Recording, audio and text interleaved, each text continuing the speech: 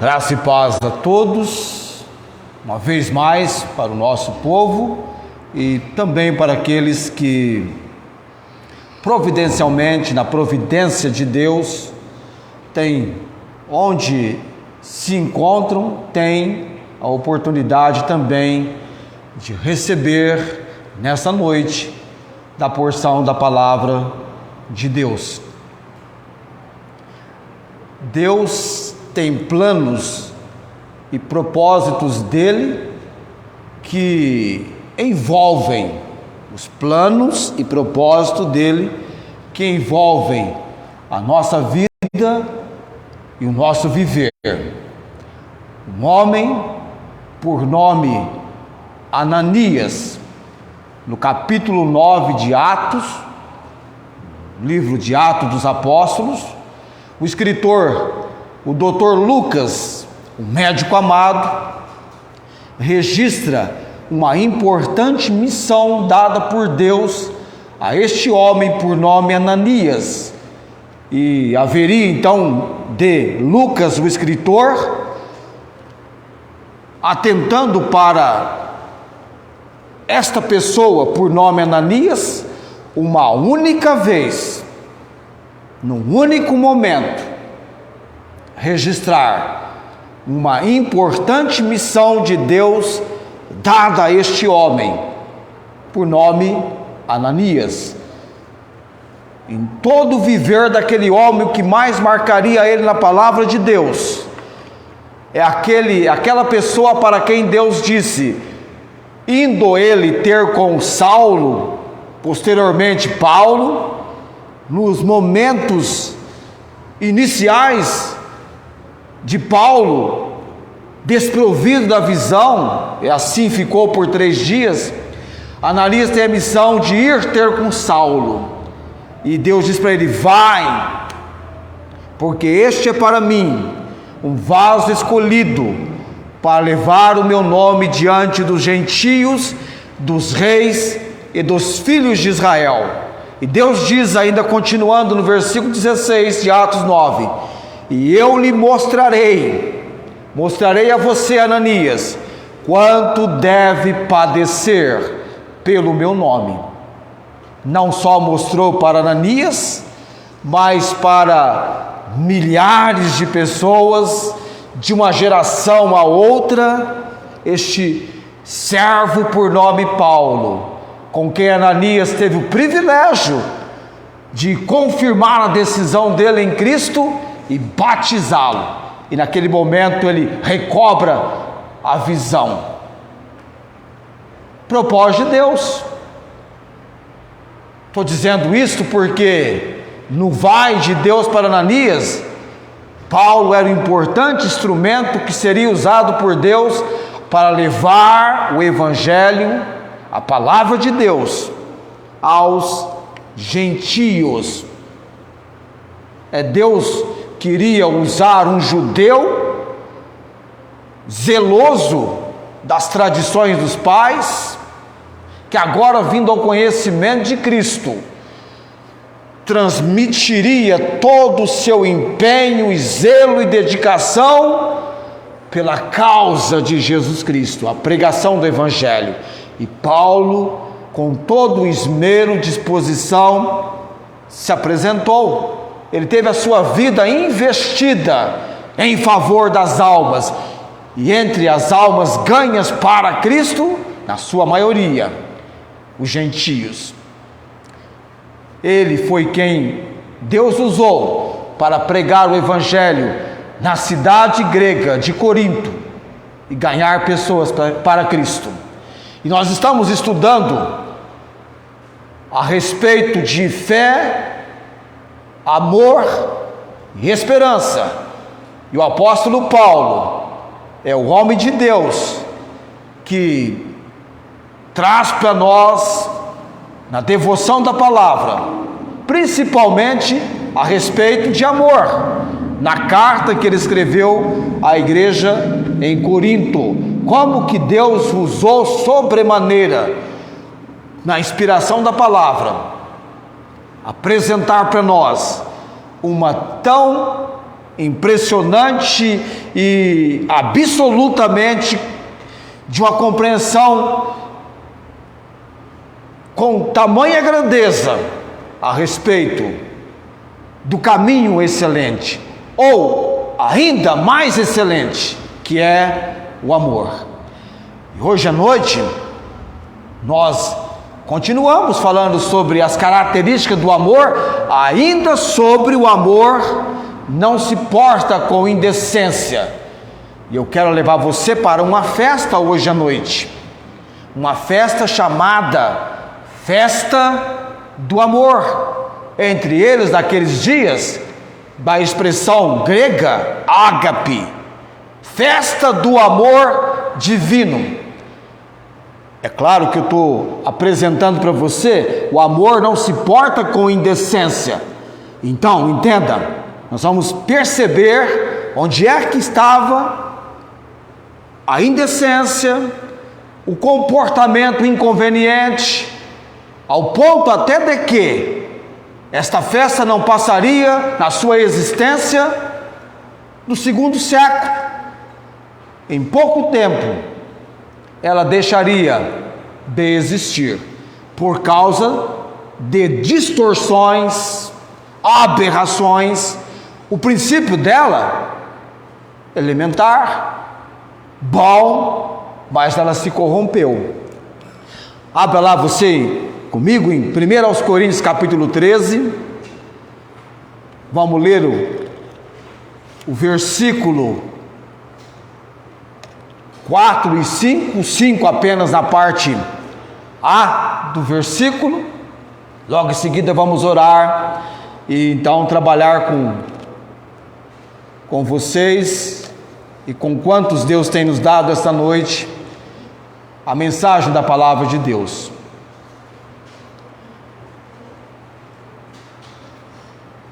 1 Coríntios capítulo 13 é todo um capítulo na temática do amor divino, necessidade, importância. Nos primeiros 3 versículos, a partir do versículo 4 até o versículo 7, o apóstolo Paulo falando sobre a natureza do amor, aquilo que o amor é e aquilo que o amor não é.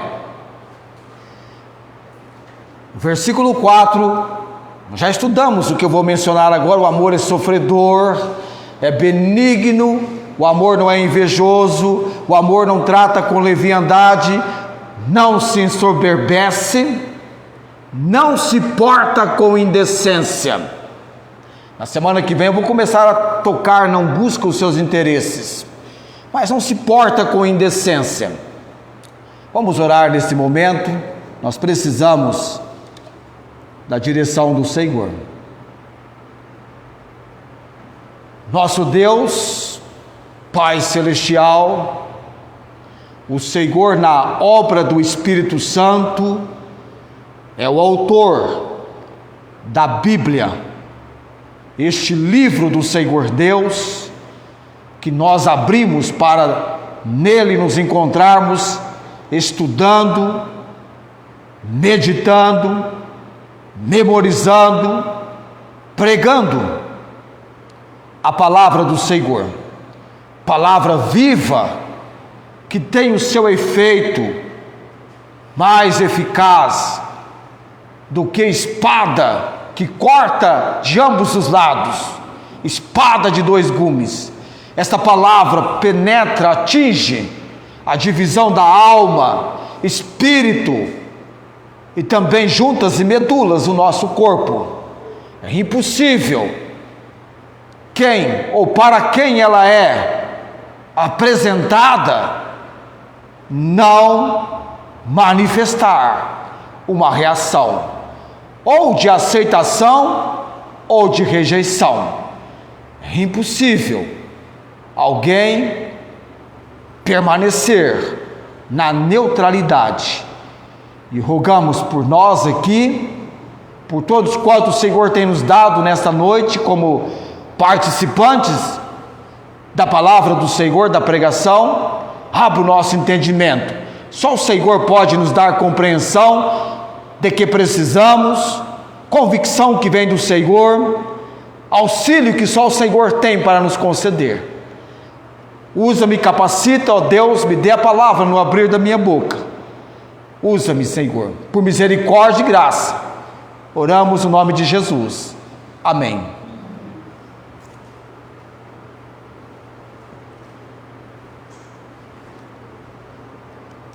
O apóstolo Paulo é quem Deus usou, não apenas verbalmente, comunicando o Evangelho, a palavra de Deus, mas Deus o usou para escrever várias cartas para as igrejas que ele havia estabelecido.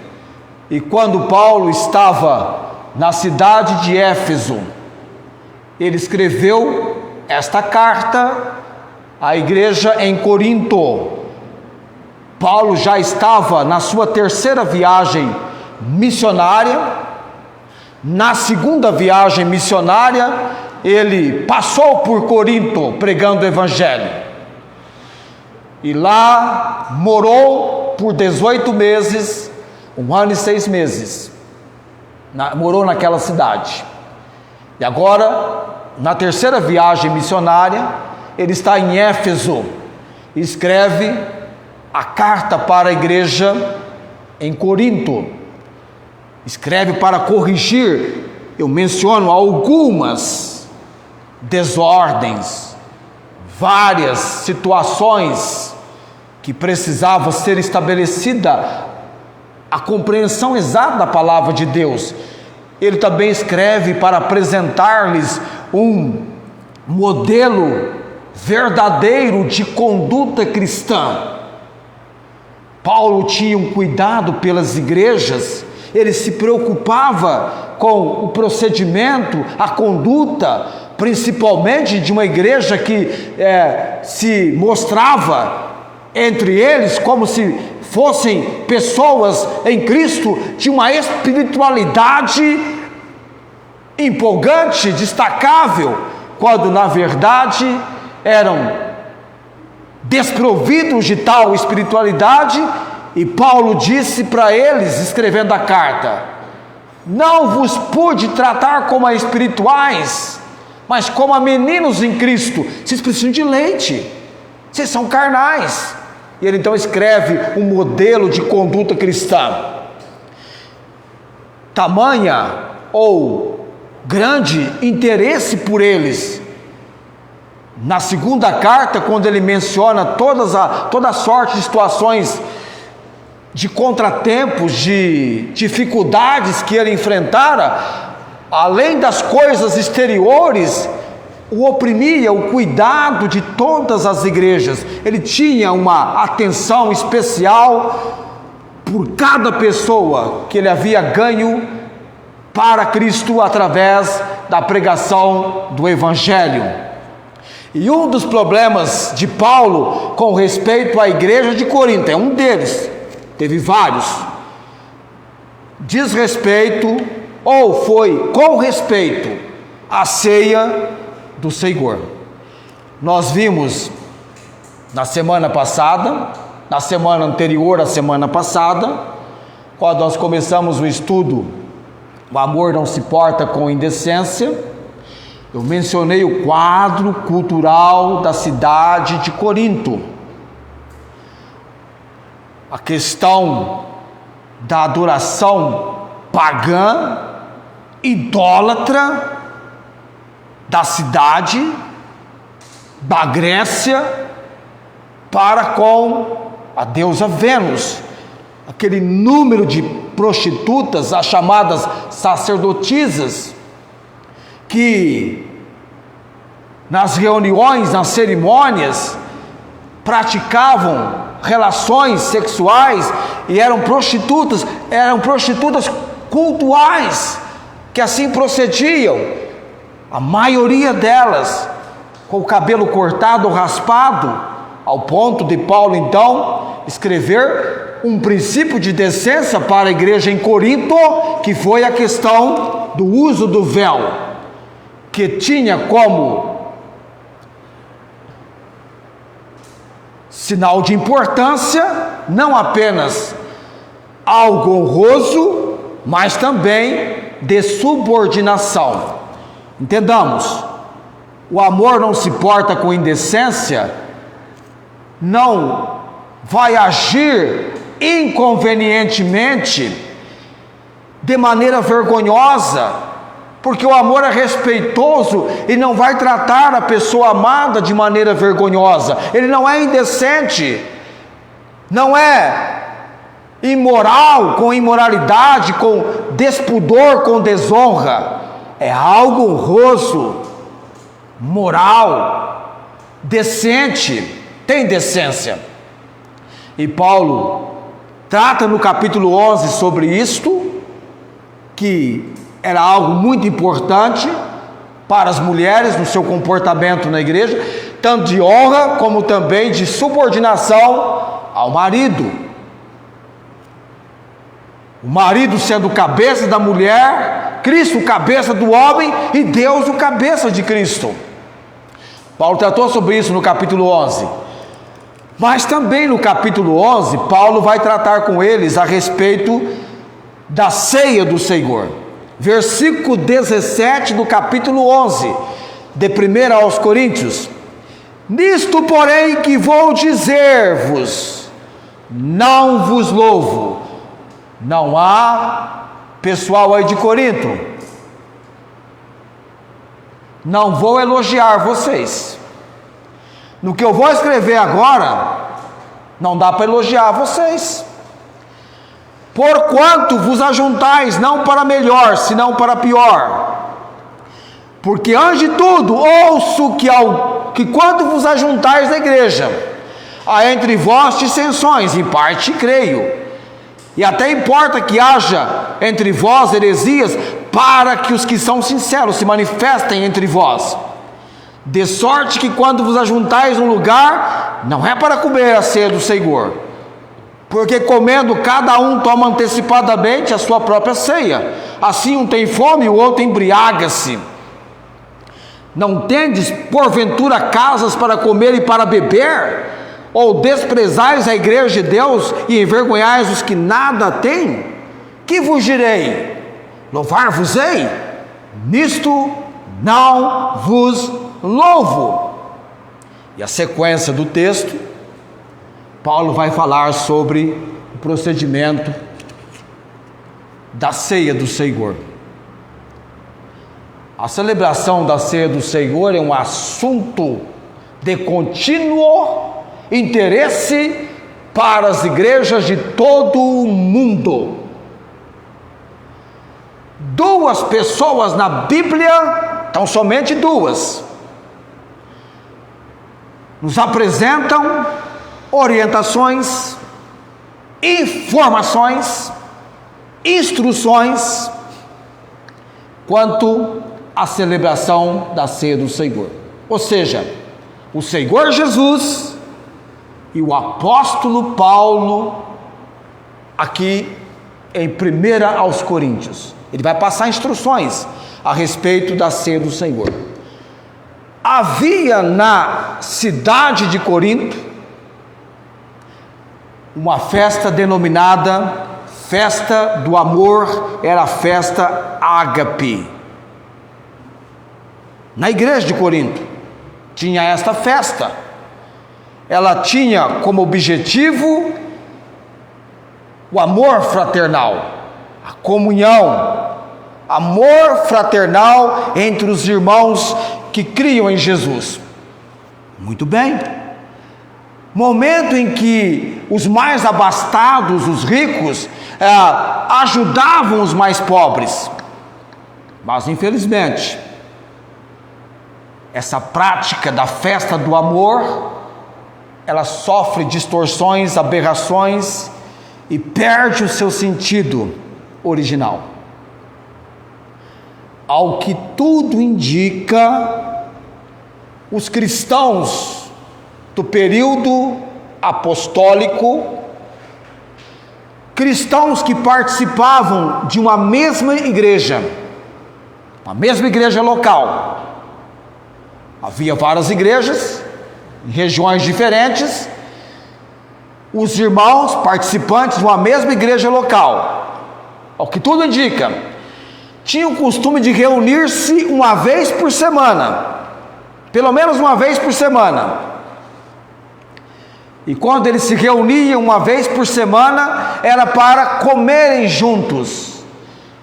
E durante a refeição, celebrarem a ceia do Senhor. Percebeu algo aqui? No primeiro dia da semana, começou a prevalecer nas igrejas locais este princípio, este costume. Era servido uma refeição, e durante o momento da refeição, em dado momento, celebrava-se a ceia do Senhor. De onde procedeu isso para eles? Como eles começaram a fazer isso? Por que eles praticavam isto? Sabe no que teve origem este costume? No fato que quando o Senhor Jesus estabeleceu a ordenança da ceia, ele a fez durante uma refeição com os seus discípulos. Vamos entender sobre isso na palavra? Vamos lá então, abra sua Bíblia em Mateus capítulo 26, Mateus capítulo 26, volta aí para o primeiro livro, ou o Evangelho de Mateus é o primeiro na introdução do Novo Testamento, Mateus 26, a partir do versículo 17,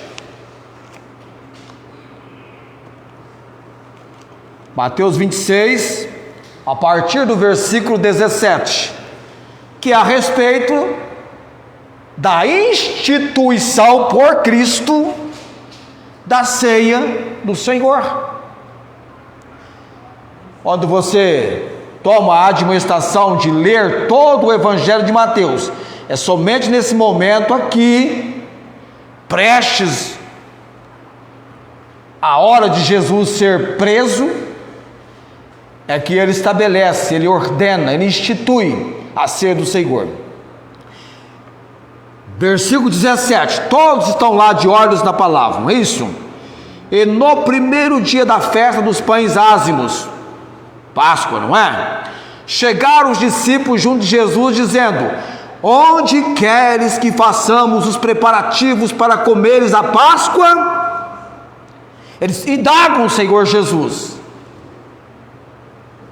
E ele disse: ide à cidade, a um certo homem, e dizei-lhe: o mestre diz, o meu tempo está próximo, em tua casa celebrarei a Páscoa com os meus discípulos. E os discípulos, versículo 19, fizeram como Jesus lhes ordenara, e prepararam, o que eles prepararam? A Páscoa. Versículo 20, e chegada a tarde, veja bem, chegada a tarde, assentou-se à mesa com os 12, assentou-se onde? A mesa com os 12, a gente estudando hoje a importância do momento chamado mesa para as refeições. Sabia disso? Há uma importância magnífica. Sentar-se à mesa é um ato interessante. E ele sentou-se à mesa com os seus 12. E comendo eles, disse: em verdade vos digo que um de vós me há de trair. Eles estavam comendo, Jesus traz um assunto triste para eles. Um deles haveria de traí-lo. Já imaginou você sentado a essa mesa com o Senhor Jesus? E ele então aponta que um dentre os que com ele estavam haveria de traí-lo.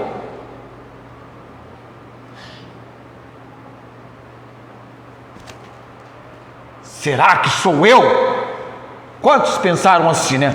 Mas Jesus sabia quem haveria de traí-lo, e o traidor também sabia que ele seria o traidor.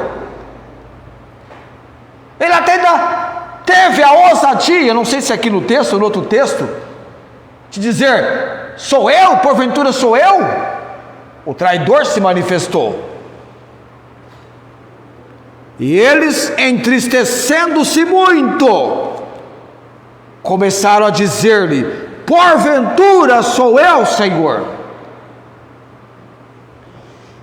E ele respondendo disse: o que põe comigo a mão no prato, esse me há de trair.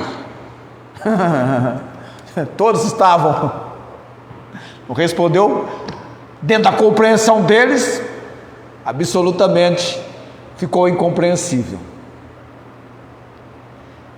Ele vai dizer: em verdade o Filho do Homem vai como acerca dele está escrito, mas ai daquele homem por quem o Filho do Homem é traído, bom seria para esse homem se não houvera nascido. Estão comigo lá? Por que nós estamos lendo esse texto? Porque foi durante uma refeição que Jesus instituiu a ceia. Nós estamos na refeição. Você está tendo uma ideia dos acontecimentos registrados sobre essa refeição. Ele falou sobre quem iria traí-lo, ou mencionou que alguém iria traí-lo. E respondendo Judas o que o traía, disse, é nesse texto mesmo: porventura sou eu, Rabi?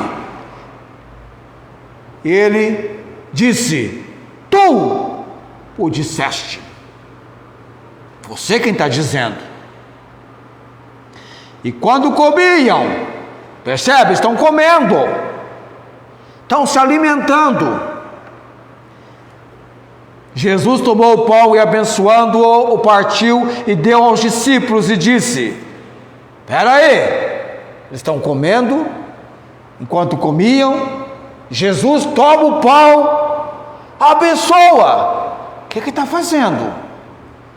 O que ele vai fazer agora? Por que está abençoando este pão? Ele parte o pão e deu aos discípulos e disse: tomai, comei, isto é o meu corpo. E tomando o cálice e dando graças, deu-lhe dizendo: bebei dele todos. Eles estão olhando, estão acompanhando. Está fazendo algo diferente. Bebei dele todos. E o versículo 28 de Mateus 26: porque isso é o meu sangue, o sangue do Novo Testamento, que é derramado por muitos para a remissão dos pecados. E digo-vos que desde agora não beberei deste fruto da vide. Jesus está dizendo isso: eu não beberei até aquele dia em que o beba de novo convosco no reino de Deus. E tendo cantado o hino, saíram para o monte das oliveiras.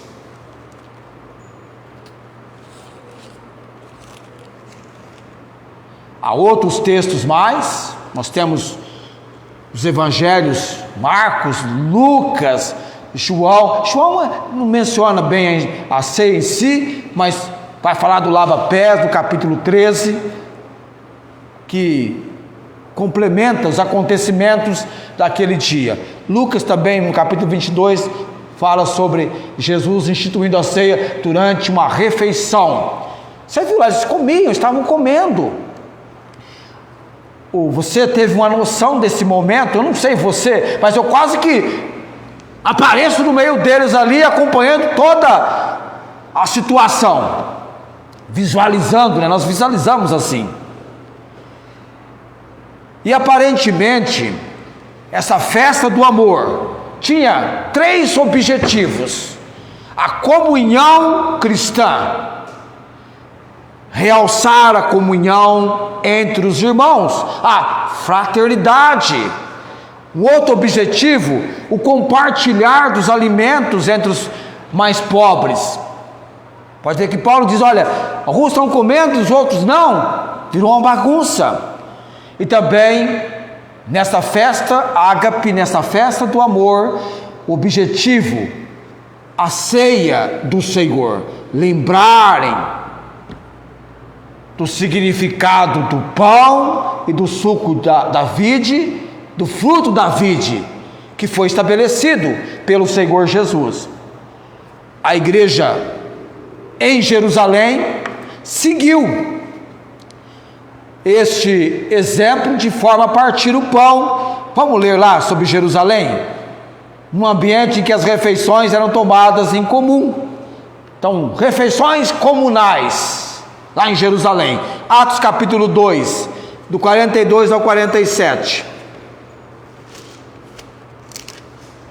A igreja de Jerusalém tem esse princípio.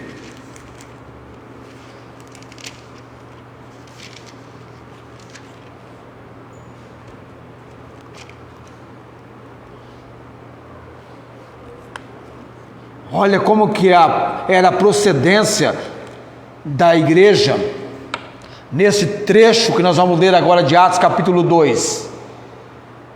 Era envolvente. A igreja em Jerusalém dando um bom testemunho, ao ponto de cada dia o Senhor acrescentar a essa igreja aqueles que haviam de ser salvos. Estão comigo no 42? Atos 2. E perseveravam, falando da igreja, na doutrina, no corpo de ensino dos apóstolos, na comunhão, no partir do pão e nas orações. E em toda a alma havia temor, e muitas maravilhas e sinais se faziam pelos apóstolos. Todos que criam estavam juntos e tinham tudo em comum. Essa festa comunal. Vendiam suas propriedades e bens e repartiam com todos, segundo as necessidades que cada um tinha. Os mais abastados, ajudando os menos favorecidos, os mais ajudando os menos, perseverando unânimes todos os dias no templo, partindo o pão em casa, comiam juntos com alegria e singeleza de coração, louvando a Deus e caindo na graça de todo o povo. E todos os dias acrescentava o Senhor à igreja aqueles que iam sendo salvos.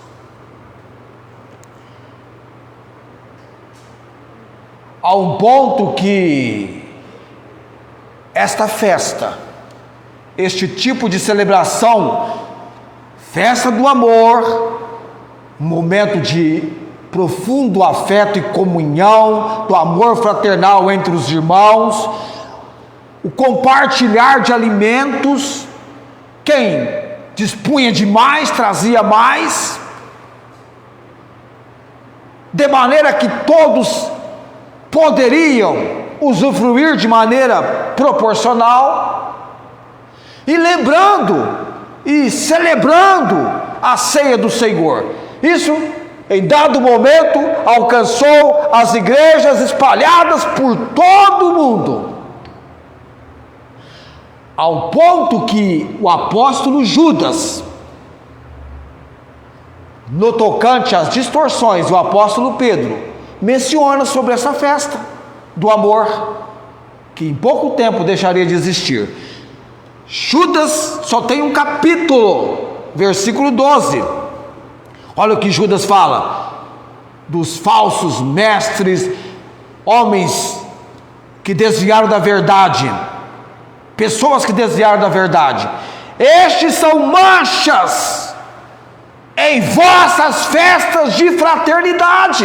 É essa festa do amor, em que havia um procedimento indecente. Por quê? Paulo menciona no capítulo 11 que os mais abastados estavam trazendo alimentos e esquecendo dos menos favorecidos, comiam muitos, outros não comiam, outros estavam embriagando-se. No capítulo 11 de 1 Coríntios, no capítulo que nós lemos, pessoas ficando bêbadas, procedimentos indecentes, com falta de moralidade. E o Judas diz: estes são manchas em vossas festas de fraternidade, banqueteando-se convosco e apacentando-se a si mesmos sem temor. São nuvens sem água, levadas pelos ventos de uma para outra parte. São como árvores murchas, infrutíferas, 2 vezes mortas, desarraigadas. O que era para ser uma bênção, tornou-se motivo de um comportamento, de um procedimento indecente, inconveniente e algo vergonhoso, que envolvia também a ceia do Senhor. Pedro, vamos lá, Pedro, 2 Pedro capítulo 2, versículo 13. 2 Pedro capítulo 2, versículo 13. 2 Pedro 2,13. Recebendo o galardão da injustiça, os falsos também outra vez, pois que tais homens têm prazer nos deleites cotidianos, deleites, as festas, nódoas são eles e máculas, deleitando-se em seus enganos, quando se banqueteiam convosco. Festa do ágape, do amor, momento que eles celebravam a ceia do Senhor. A tradição de uma refeição, e na refeição celebrarem a ceia do Senhor. Aquela celebração, aquela festa que tinha como objetivo o amor fraternal entre os salvos, os que criam em Jesus, onde os mais ricos ajudavam os mais pobres, resultou em distorção, em aberração, perdendo o sentido original da festa. Então, por causa desses abusos, o apóstolo Paulo menciona sobre isso. E essa festa, em pouco tempo, ela foi separada da ceia do Senhor. Ela é separada da ceia do Senhor a partir do segundo século.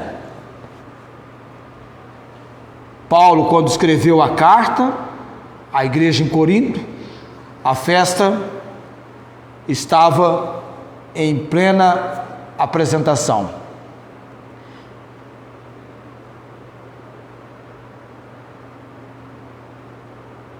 A partir do segundo século, ela é separada da ceia do Senhor, e no 7º século ela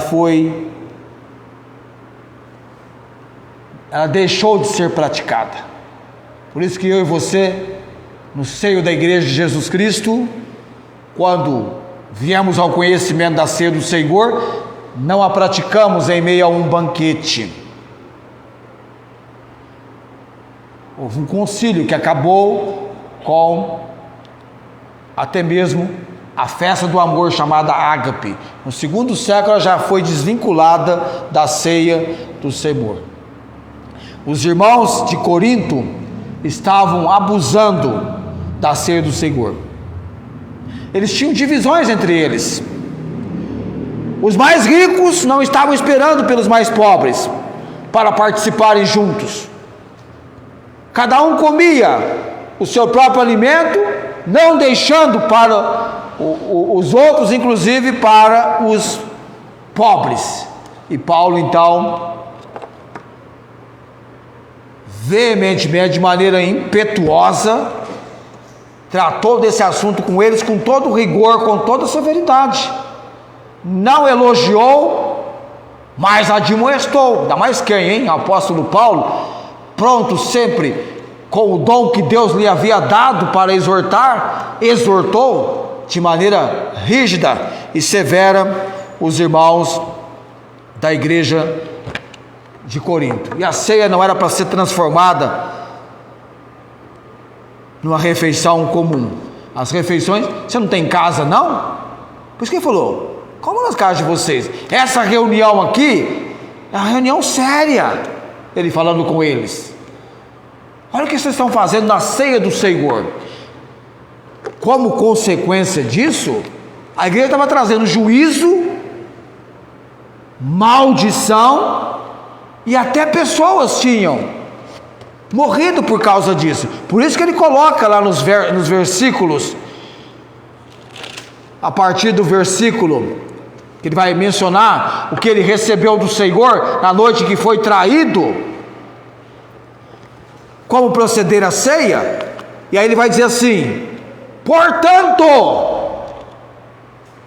vai concluir, portanto, ele vai fazer uma conclusão agora, vai fazer o desfecho, em cima de tudo que eu falei, qual deve ser o procedimento de vocês, de maneira que o amor não venha ter um porte, porque o amor não se porta com indecência.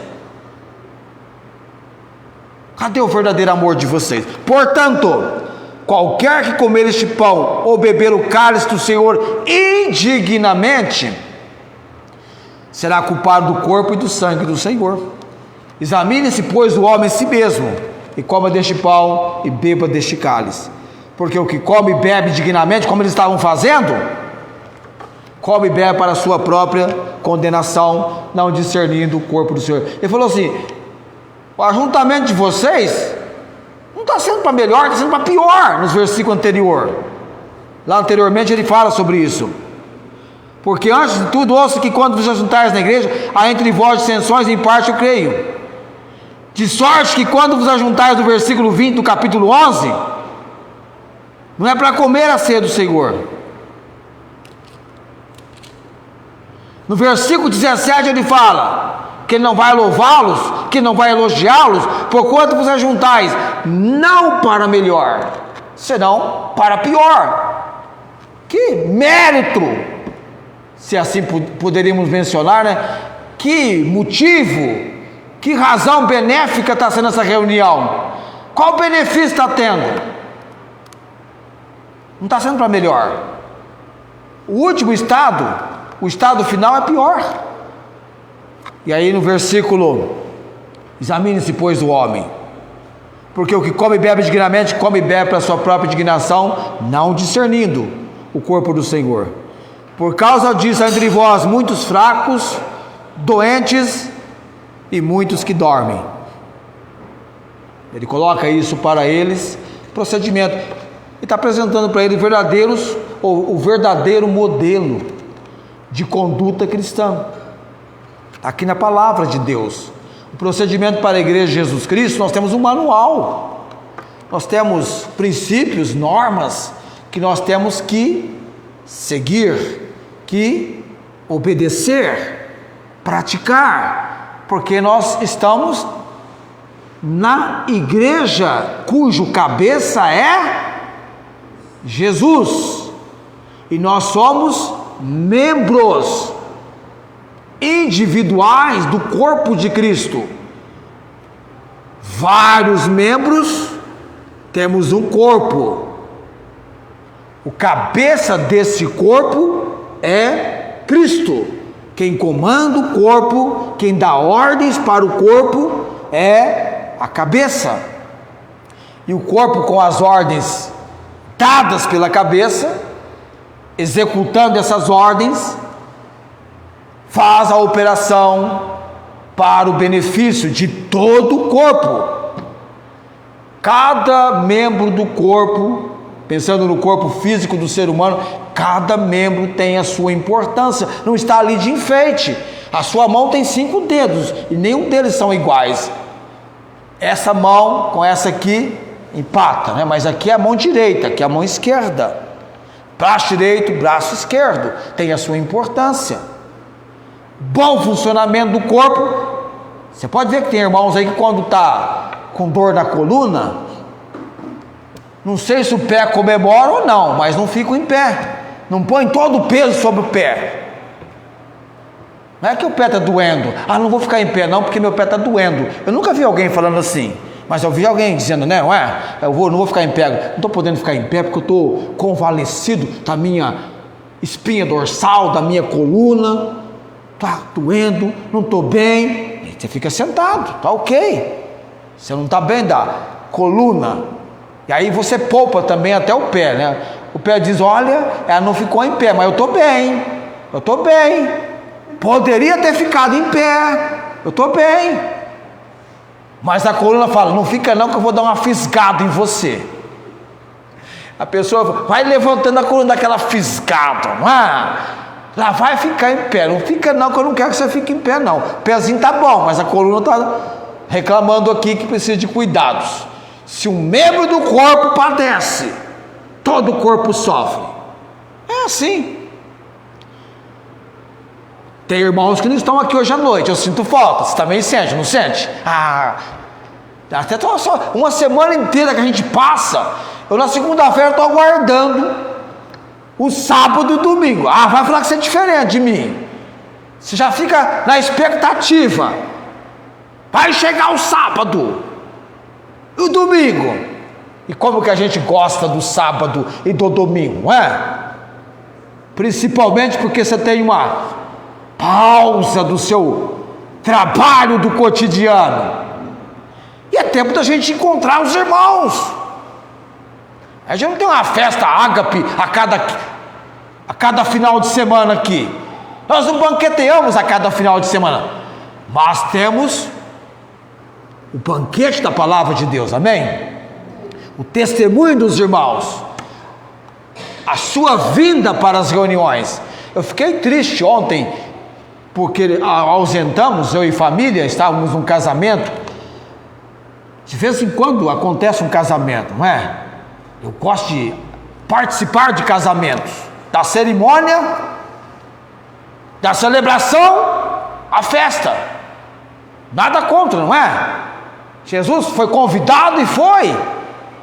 Eu gosto de ser convidado. Você, quando for casar, pode me convidar, que eu irei no seu casamento. Você aí da transmissão. Pessoal aqui, nós temos casamento no ano que vem. Nós temos casamento no ano que vem. Casamento do Rafael. Eu falei para ele hoje. Falei até o dia 27 de janeiro. Tanto para ele quanto para Esther. Você pode desistir. Depois do civil, vindo para o religioso, ainda dá tempo de cancelar. Mas depois que eu disser, eu vos declaro, marido e mulher, e ninguém para contradizer, sacramentamos.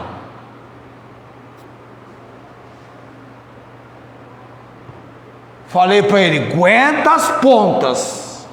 Vai ter momento que você vai pensar assim: ué, mas não foi com essa mulher que eu casei. Que mudança é essa? Falei: calma, passa. É que saiu fora do ar. Aí um pouquinho entra novamente em órbita. E aí você fala: não, já voltou. Tá tudo bem. O marido também. Alguém falou assim: o marido também. De vez em quando sai fora do ar. Uma coisa assim. Temos que honrar a nossa palavra. Hoje as pessoas estão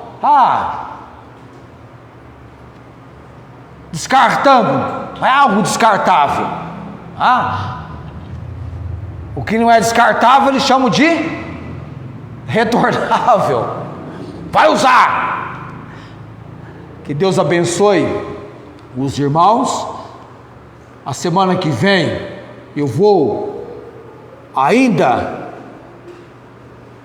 no versículo 5 estender um pouquinho para não busque os seus interesses, porque afinal das contas nós temos uma igreja em Corinto com partidarismo, com divisões.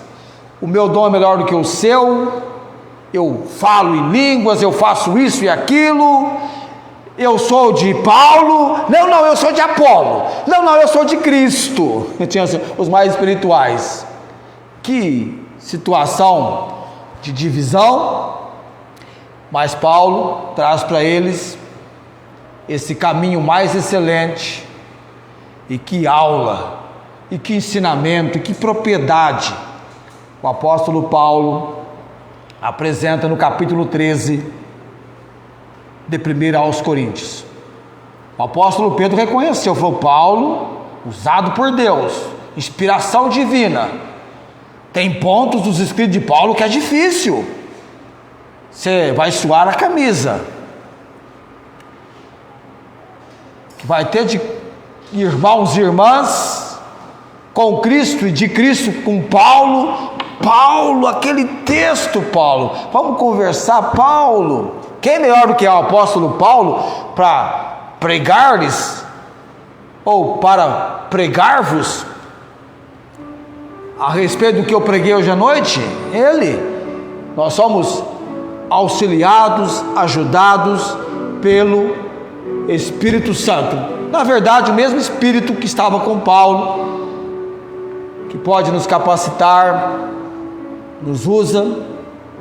Os anjos dariam tudo para pregar o Evangelho, a palavra de Deus, mas Deus usa nós que somos pó, fracos.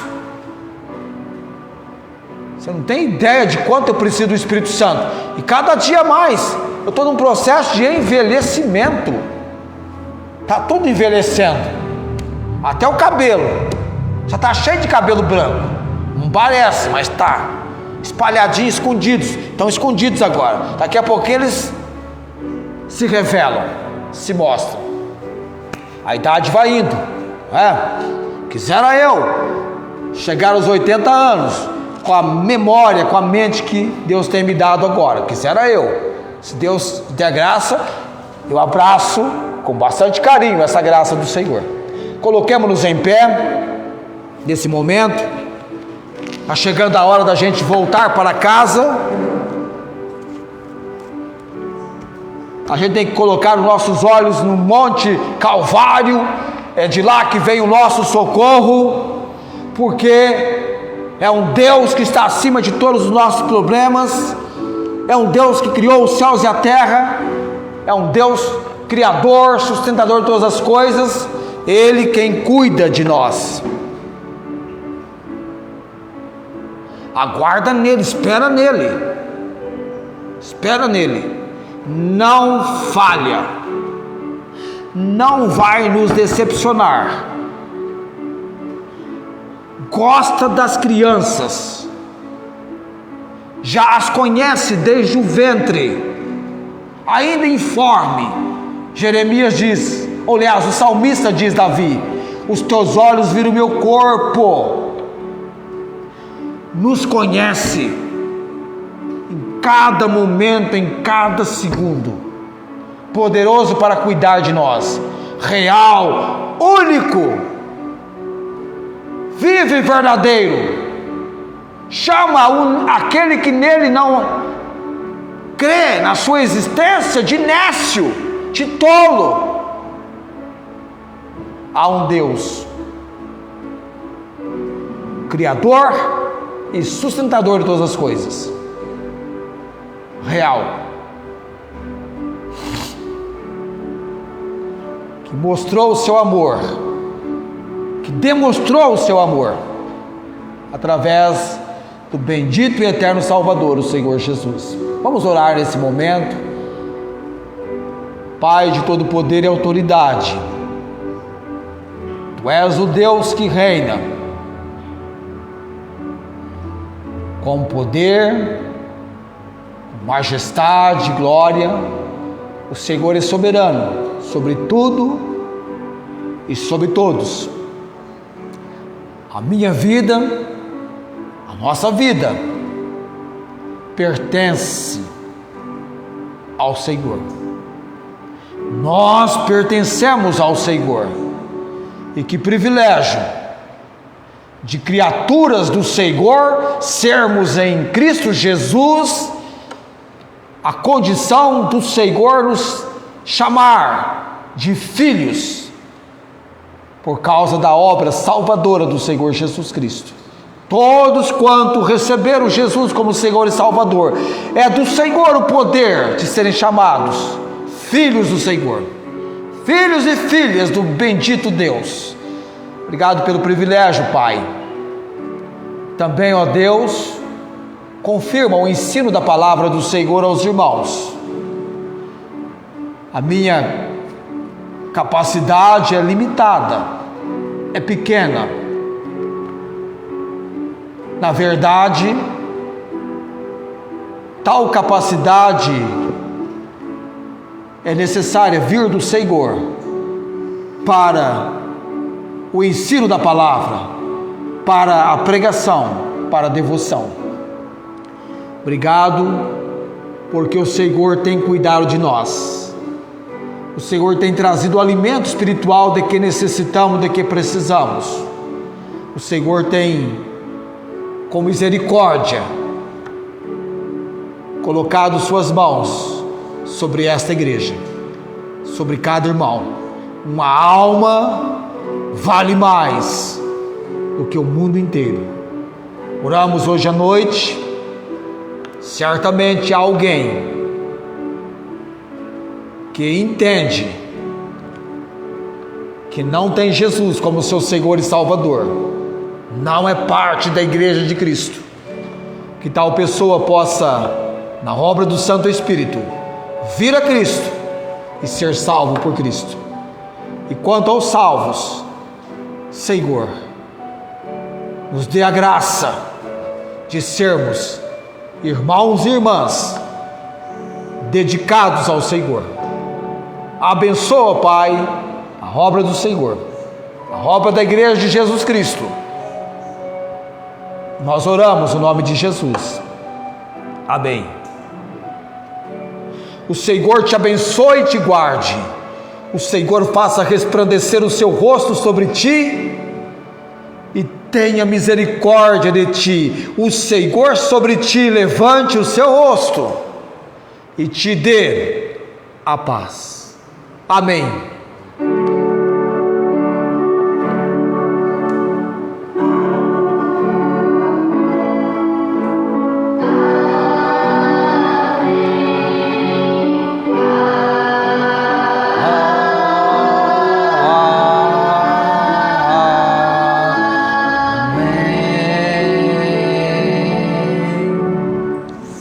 Amém. Tenham todos uma ótima semana. Assentai-vos, irmãos.